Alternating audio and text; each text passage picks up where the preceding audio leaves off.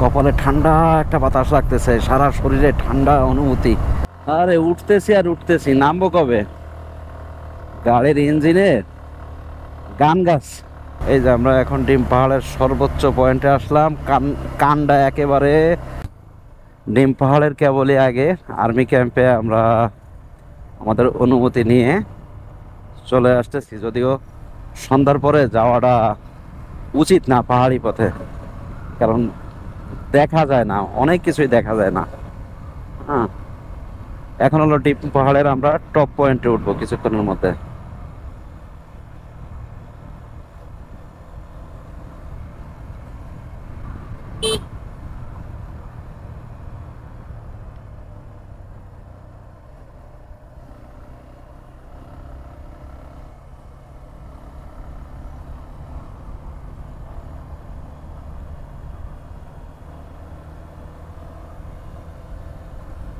ওই যে ডিম পাহাড়ের টপ পয়েন্ট, ওখানে কোনো আলো নাই। আবার এই গোপ্রো ক্যামেরার একটা সমস্যা, নাইট মোডটা ক্লিয়ার না, হয়তো বা ওরা ইচ্ছা করে দেয় নাই, পরবর্তীতে কোনো এক সময় এটা করবে।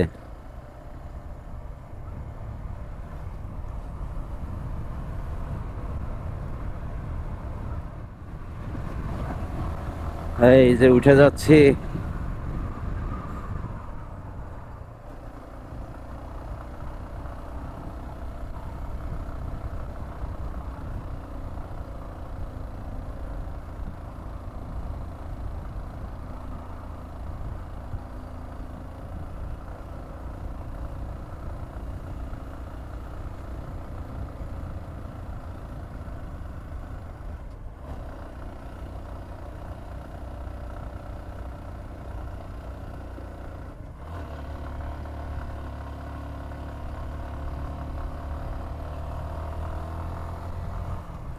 কপালে ঠান্ডা একটা বাতাস লাগতেছে, সারা শরীরে ঠান্ডা অনুভূতি।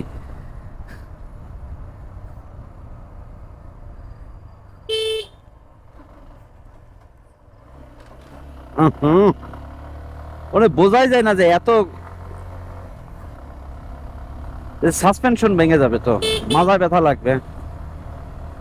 এগুলো অবশ্য পরে ওই যে ঢালাই যখন হয়ে যাবে তখন আবার রোডের মতো হয়ে যাবে, তখন আর এই ঝাঁকিটা মারবে না।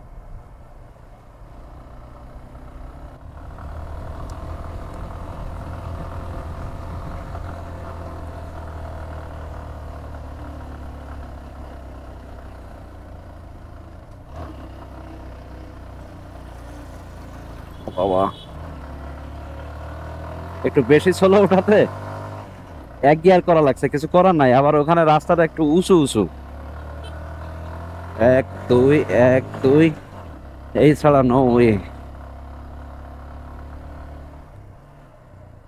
স্পিড নিয়ে না উঠতে পারলে, এই যে এবারও বুঝি নাই।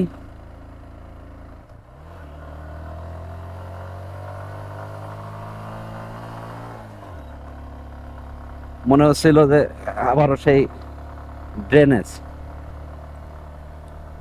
হ্যাঁ, এগুলো ঢালাই করা হয়েছে যেগুলো, এগুলোর উপরে যাওয়া যায়। ঢালাই করা না যেগুলো, সেগুলোর উপর দিয়ে ওঠাটা একটু ডিফিকাল্ট, কারণ ঠাস করে কোমরে লাগে, গাড়ির সাসপেনশনে লাগে। এই যে আমরা এখন ডিম পাহাড়ের সর্বোচ্চ পয়েন্টে আসলাম, কান্ডা একেবারে। হুম হুম।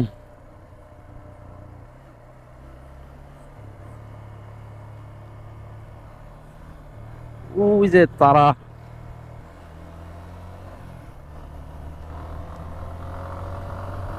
এই যে সর্বোচ্চ পয়েন্ট।